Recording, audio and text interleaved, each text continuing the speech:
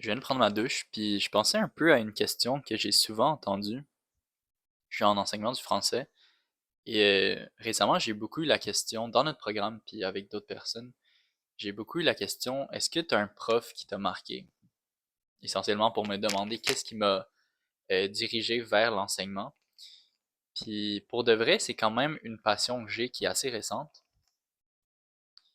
Puis j'ai jamais eu de bonne réponse à cette question. J'ai toujours eu plusieurs enseignants que je voyais d'un bon œil.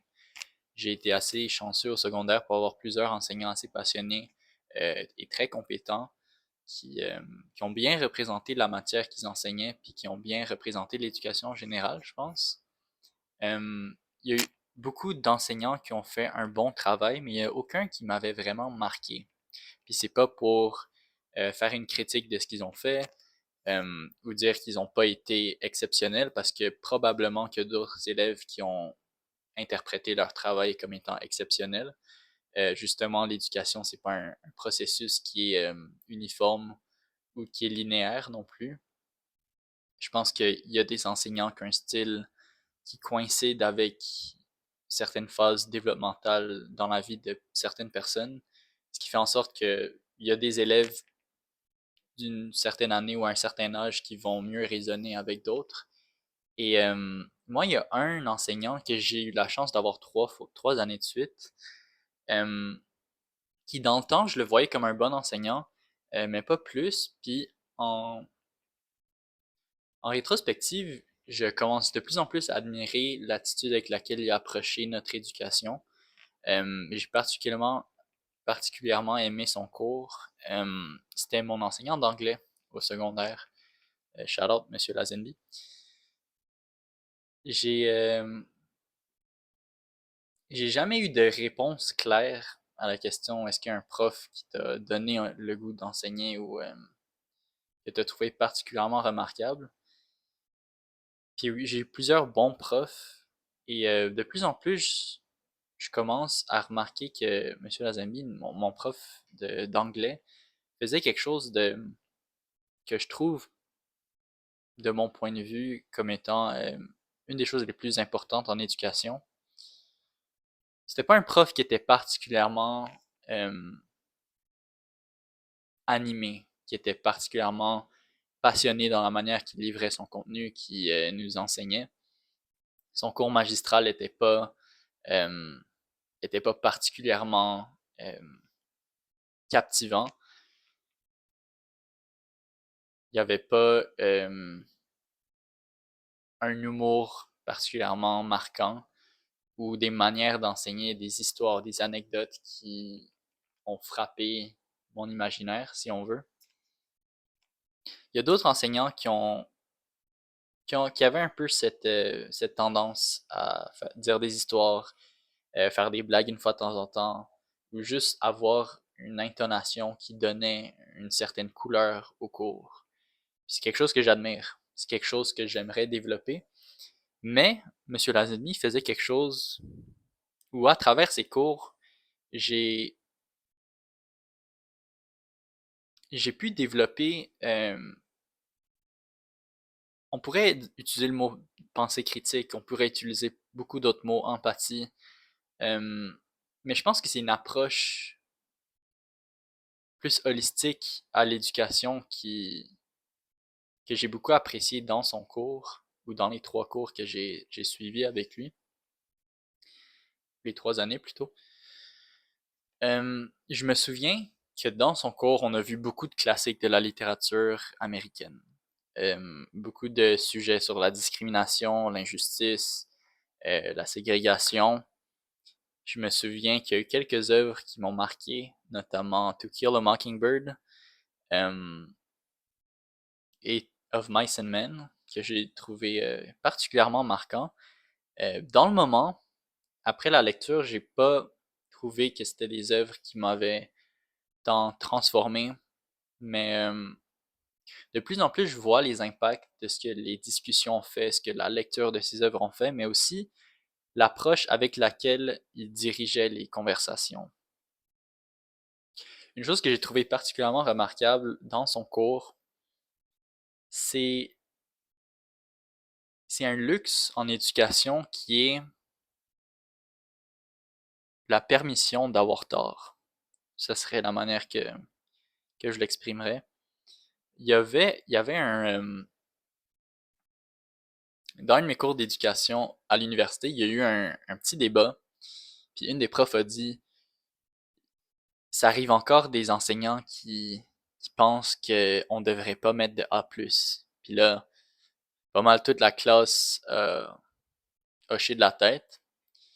Puis moi, j'étais dans la fâcheuse position d'être d'accord avec ces profs déplorables, si on veut. Hum, Puis je comprends que beaucoup de mes visions à propos de l'éducation sont pas des visions populaires. C'est pas des visions qui sont notamment promues par l'université ou par le système scolaire en général. Et c'est correct. En fait, c'est une des raisons pourquoi je vais en éducation, parce que j'ai certaines visions de comment les choses pourraient être faites euh, mieux.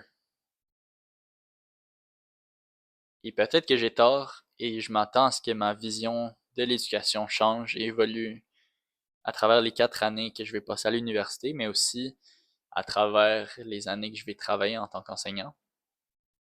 Et c'est parfaitement correct. Mais ce que je trouve des fois dommage en éducation, c'est que le rôle, le rôle que les enseignants se donnent, c'est pas de se soucier de ton éducation, c'est plus de te faire devenir une personne éduquée. Puis il y a une nuance là-dedans. Cette idée que l'élève est une sorte de produit qui doit atteindre un but final, qu'à la fin de tes études, tu vas avoir terminé ton éducation et que tu vas être une personne éduquée.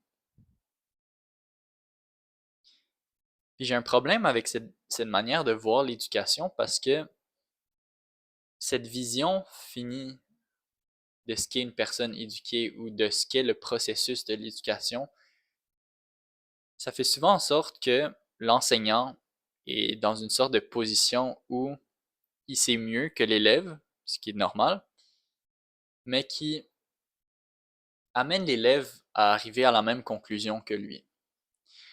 C'est souvent le cas dans, en fait, dans la plupart des cours et pour la plupart des enseignants, c'est ça qui est amené à faire. Et ce que je trouve dommage, c'est que il manque de valorisation du processus de l'éducation. Je me souviens dans le cours de M. Lazenby, il y avait beaucoup de discussions,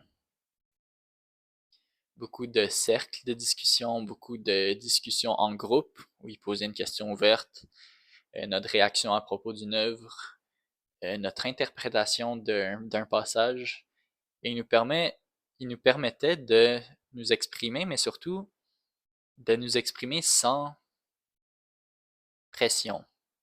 Il y a une phrase qui est beaucoup utilisée, c'est n'hésitez pas à répondre, il n'y a pas de mauvaise réponse. Ce qui est quelque chose qui est beaucoup utilisé par les profs, mais dans la manière qu'ils agissent, dans la manière qu'ils euh, répondent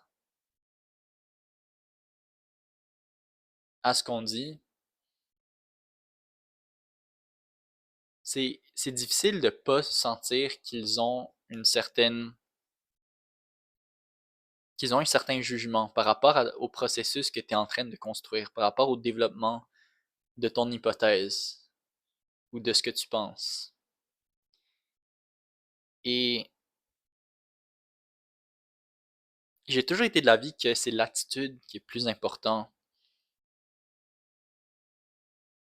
que la réponse ou ce qu'on dit. Puis je me souviens dans le cours de M. Lesenby, j'avais vraiment l'impression que lui, en tant qu'enseignant, il se souciait beaucoup plus de notre éducation que de nous transformer en élèves éduqués. On peut parler de pensée critique dans plein de cours, on peut parler de discussion, mais il faut se rappeler que la plupart des personnes n'ont pas une opinion assez forte pour l'exprimer si elle va à l'encontre de ce que la majorité dit. Ça, c'est un phénomène qui arrive un peu partout. Et je me souviens d'un exemple en particulier. On avait le privilège classique, cours d'anglais au secondaire. On venait de voir un film. Euh, une autre raison pourquoi j'ai adoré ce prof. Euh, mais on venait de voir un film qui s'appelle Eighth Grader, qui est réalisé par Bo Burnham. Et dans le moment, j'ai trouvé que le film était un peu gênant. Euh, mais j'ai trouvé qu'il y avait des aspects intéressants auxquels je pouvais m'identifier. Puis à la fin du film, le prof a demandé comment vous avez trouvé le film. Je sais pas pourquoi, mais dans le moment, j'avais une compulsion à répondre. Ce qui est quelque chose assez, ou qui était assez hors de caractère dans le moment, parce que j'étais plus quelqu'un qui était gêné de donner son opinion. J'avais des montées d'angoisse quand les profs posaient une question ou qu'ils allaient choisir des élèves. Dans les rares moments où je levais ma main, mon cœur commençait à battre un peu trop fort. Quand les profs s'adressaient à moi, je tremblais des fois. Ma voix commençait à muer, un peu comme ce qui vient de se passer. Euh, je bégayais un petit peu. Mais dans mon cours, pour une certaine raison, je me sentais confortable de dire mon opinion. Et dans le moment, j'ai trouvé que certaines parties du film étaient un peu moins bien faites. J'ai trouvé que c'était un peu gênant par moment. Mais je pense que c'était normal, que c'était voulu, que ce malaise représentait un peu le processus de grandir. Puis j'ai trouvé que le film représentait bien le phénomène d'anxiété sociale. J'ai dit ce que j'avais à dire, moyenne, en fait, de manière assez authentique pour ce que j'étais capable de faire à l'époque, mais aussi encore assez édité, assez changé. Euh, je voulais être bien perçu par mes pairs. Mais je me souviens avoir été quand même fier de pouvoir m'exprimer, de dire mon opinion. Euh, et j'ai dit ça. Il m'a dit merci. Très intéressant. Il y a eu une petite discussion. Puis il est passé à la prochaine personne. Ce qui s'est passé après, c'est que les 4 ou 5 prochaines interventions, c'était toutes des élèves un peu plus populaires, qui ont dit ah, ce film était vraiment cringe, c'était horrible, la fille était vraiment stupide, c'était cringe, c'était cringe encore une fois. 4 ou 5 personnes qui sont passées puis qui ont juste pas trouvé de choses louables à propos du film. Pas de compliments, pas de choses intéressantes à mentionner. Et je peux pas assumer qu'ils l'ont fait par inauthenticité ou qu'ils l'ont fait pour être cool. J'ai pas cette perspective et je les connaissais pas assez. Mais je me souviens que c'était un peu une manière de se ranger dans le club des personnes cool. Que c'était plus facile de renier que l'expérience adolescente est maladroite que juste accepter que peut-être que tu le vois dans une fille adolescente maladroite. Puis 4 5 personnes ont dit leur opinion, et c'est un peu à quoi je m'attendais. C'était une des raisons pourquoi ma réponse était un peu plus nuancée, ou plutôt plus diluée, si on veut, que ce que je ressentais réellement.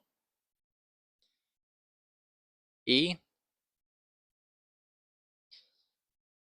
la dernière intervention qui a pris, c'était une fille qui s'appelle Sandrine.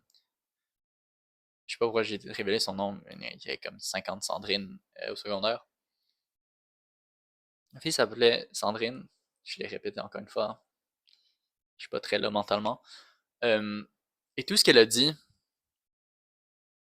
c'était pas une fille qui était particulièrement populaire, qui était très animée nécessairement, qui était très extravertie, tout ça. Tout ce qu'elle a dit, elle a levé sa main, elle a dit, moi j'ai aimé le film. Et je peux pas expliquer nécessairement pourquoi, autre que ça allait à l'encontre de l'opinion populaire et que ça semblait authentique. Mais c'est un moment qui m'a quand même marqué. Euh, dans le moment, ça semblait être une sorte d'acte révolutionnaire. Et je sais tout ce qu'elle a dit, c'est j'ai aimé le film.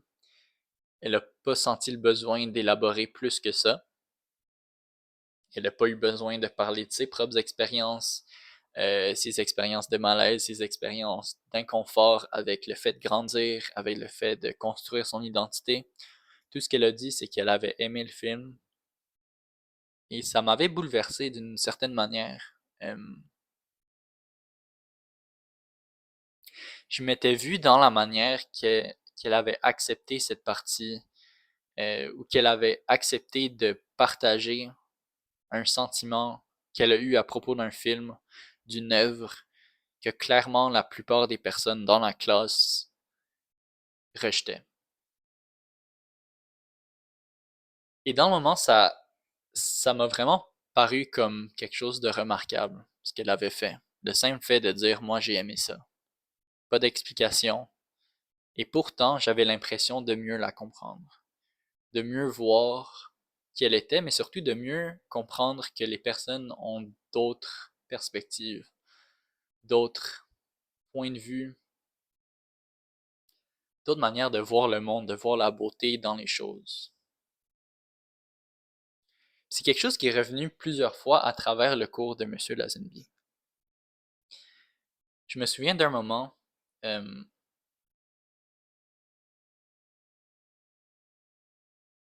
en fait, il y a plusieurs moments que j'aimerais mentionner, euh, mais il y a un exemple assez intéressant que je trouve, c'est que son attitude était non jugementale à propos de la formation de nos idées. Il, Comme je l'ai dit plus tôt, il se souciait plus de notre éducation que de nous transformer en personnes éduquées. Ça, c'est un point essentiel.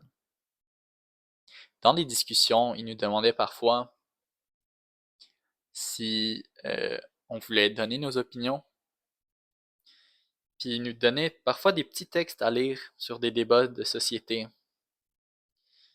C'était quelque chose qui était très courant dans son cours, très commun. Et à plusieurs reprises, on se mettait en petits groupes, on se faisait donner un sujet de conversation, par exemple, qu'est-ce que tu penses de l'impact des réseaux sociaux sur ta vision corporelle? Et est-ce que tu aimerais changer des choses sur ton corps? Puis souvent, il nous donnait 15-20 minutes pour discuter en groupe. Puis ce qui se passait, c'est que tu répondais aux questions pendant 2 minutes, tu disais ce qui était facile à dire, tu disais, ben, c'est pas bon pour, les réseaux sociaux sont pas bons pour ton image corporelle et je voudrais pas changer de choses à propos de moi parce qu'il faut s'accepter comme on est. Là, 2 minutes a passé, 30 secondes par personne, les 4 personnes ont répété la même chose. Puis là, soit que tu parles, quelque chose est tombé, soit que tu parlais de, de ta vie, de ta fin de semaine avec tes coéquipiers, ou si tu les connaissais pas, ça se peut aussi que vous faites juste regarder par terre et attendre les 13 prochaines minutes. Mais à un certain point, il y avait quelque chose d'assez intéressant, c'est que grâce au climat de la classe, des attentes du professeur, Une fois de temps en temps, et ça arrivait pas à tous les cours, mais une fois de temps en temps, dans le groupe où tu étais, il y avait un élève qui se sentait assez enclin à repartir la discussion, à revisiter ce qu'on avait dit, à proposer une idée nouvelle. C'est quelque chose que j'ai trouvé vraiment intéressant, c'est que en donnant la possibilité aux jeunes de se tromper, de dire des choses particulièrement stupides, je me souviens, une discussion sur la liberté d'expression et pour une certaine raison, dans la plupart des sous-groupes, puis je pense que c'est caractéristique des jeunes, mais l'opinion populaire, c'était que la liberté d'expression devait être protégée, mais il fallait interdire les propos discriminatoires. Ce qui est probablement une idée des plus retardées que j'ai entendues de ma vie, et c'est une idée que je partageais. J'étais comme, ben, évidemment, il faut la liberté d'expression, c'est bien, mais il faut pas que ça soit méchant. Puis la plupart des gens avaient cette opinion. Puis dans mon groupe, il y avait une autre personne, Arnaud, je dis le nom de tout le monde, qui a dit, moi je pense que la liberté d'expression devrait être absolue. Tu devrais avoir le droit de dire tout ce que tu veux.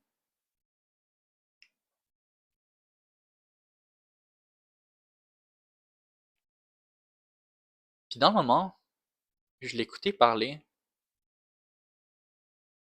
et je me suis dit, il faut pas qu'on laisse ce gars aller en Allemagne. Euh, je me souviens avoir eu un moment de jugement, un moment où je comprenais pas son point de vue, un moment où, après avoir écouté ce qu'il avait dit, je me suis dit, clairement, t'as pas la bonne réponse.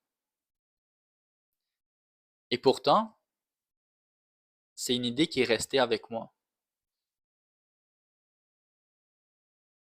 Tranquillement, j'ai commencé à m'adapter au fait que peut-être que j'avais pas exactement compris ce qu'il veut dire. Et peut-être que la liberté d'expression euh, a quelque chose de plus important que ne pas blesser les personnes.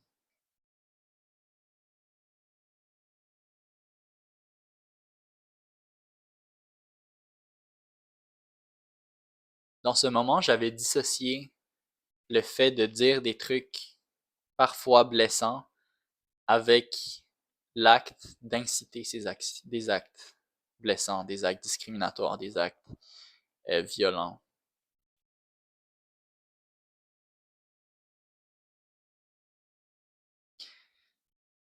J'ai fait un certain lien avec le fait de s'exprimer et de parfois avoir tort, de parfois dire des choses qui ne sont pas plaisantes, de dire des choses qui peuvent, peuvent blesser. Et c'est resté avec moi, cette discussion. Et quand on est revenu dans un plus grand cercle, dans la discussion de groupe, cet élève-là, il a dit, ou je sais pas si c'est lui, mais quelqu'un d'autre a dit essentiellement le même point de vue qu'elle devrait être absolue. La liberté d'expression devrait être absolue. Et on a eu la discussion sur les injustices, ou plutôt sur les préjugés ou les paroles blessantes que ça peut amener. Et M. Lazenby a apporté le point de différence entre euh, une limite légale et une certaine limite sociale.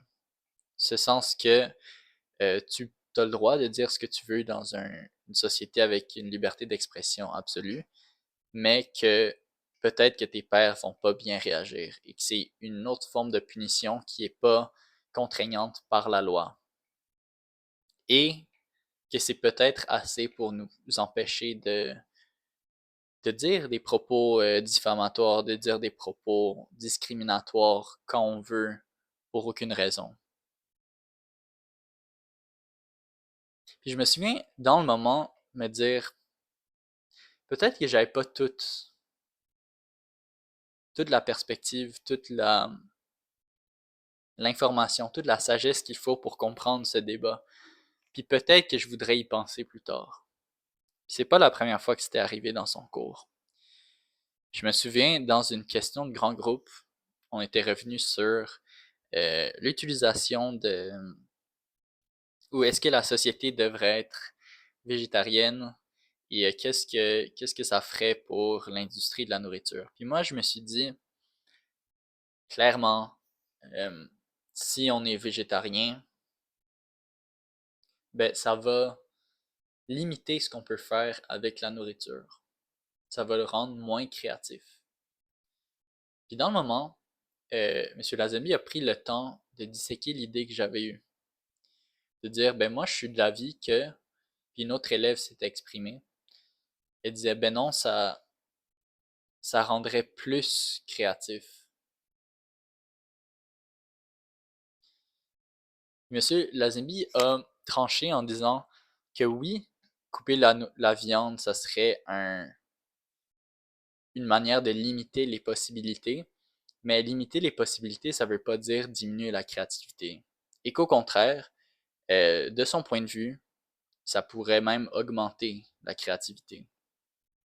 C'est un argument que j'avais pas nécessairement compris dans le moment, mais je me souviens qu'il me l'avait dit de manière non jugementale. Qu'il avait trouvé une manière de quand même valoriser mon opinion en disant que oui, il y aurait des choses qu'on pourrait pas faire et euh, il avait valorisé l'opinion que j'avais qu'il y a des cultures qui ont des plats, euh, des cultures culinaires qui sont quasiment indissociables de la viande et que c'est des choses qui culturellement persistent parce que il y a une certaine richesse à ces cultures culinaires, à ces traditions qui sont associées, à ces rites qui sont associés à certains plats, à certaines régions, à certains modes de vie. Puis pourtant, de plus en plus, je vois des points. Dans les années qui ont suivi, j'ai vu ce point que les contraintes peuvent apporter une plus grande créativité, que la créativité vient de contraintes, justement. Que si un pays riche produit des pâtes, euh, ils vont avoir tendance à varier la sauce qui est utilisée, les ingrédients qui sont utilisés, tandis que des régions plus pauvres, traditionnellement, autant en Italie, dans le sud de l'Italie, ou dans les régions de Chine un peu plus pauvres, la richesse de la variété des types de pâtes viennent des régions pauvres qui n'avaient pas l'argent de varier différemment leurs plats. Qu'en ayant les mêmes produits, les mêmes herbes, les mêmes épices, la seule manière de varier, c'était de varier la forme des pâtes. C'est un phénomène qui arrive dans beaucoup, beaucoup de sphères, pas juste dans le monde culinaire. Et de la même manière que les idées peuvent varier selon les contraintes qu'on leur met, selon l'angle avec lequel on les examine.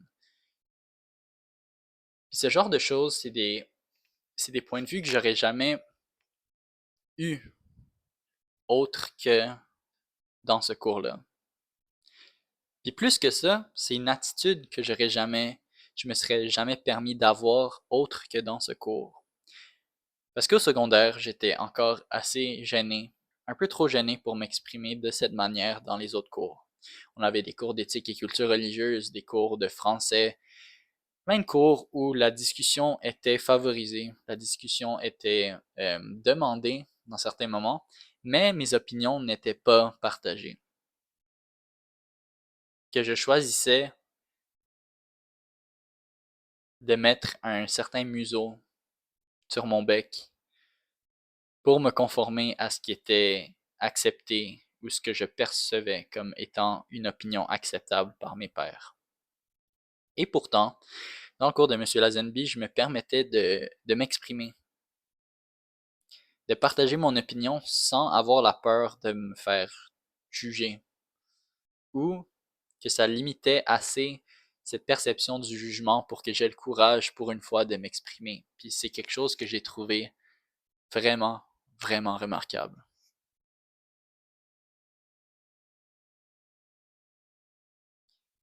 Pour moi, le rôle de l'éducation, c'est de chercher, de chercher une réponse et de voir le savoir comme une chose à rechercher, à explorer, à construire ensemble, plutôt qu'une réponse qui devrait être trouvée et que l'éducation, c'est un processus de recherche et non pas une démarche pour arriver à une réponse fixe. J'ai eu beaucoup d'enseignants qui ont créé des cours engageants, pertinents, des cours qui m'ont appris beaucoup de choses, qui m'ont appris beaucoup de savoir-faire, beaucoup de faits historiques, beaucoup de plaisir, autant par les blagues que par les anecdotes partagées, que par les petits détails qui n'étaient pas nécessairement dans le cahier. Mais je me souviens d'un seul cours, le cours d'anglais, avec M. Lazenby, qui m'a permis de m'exprimer, puis d'avoir cette attitude curieuse à propos du monde auquel on vit, de la société qui nous forme, de la société qui peut être formée par nos actions et nos pensées. Que la société, c'est pas une chose fixe à subir, mais une chose à construire ensemble. Par le courage de partager tes idées et par l'empathie de voir la perspective de d'autres personnes. J'ai trouvé ça particulièrement beau. C'est pas mal tout ce que je voulais dire. Merci, Monsieur Lazenby. Je sais pas si ça va être vu par des personnes, mais je vais y retourner peut-être. Je sais pas encore à ma réunion du secondaire. Puis si je le croise, euh, je vais être content de lui dire en personne. C'est tout.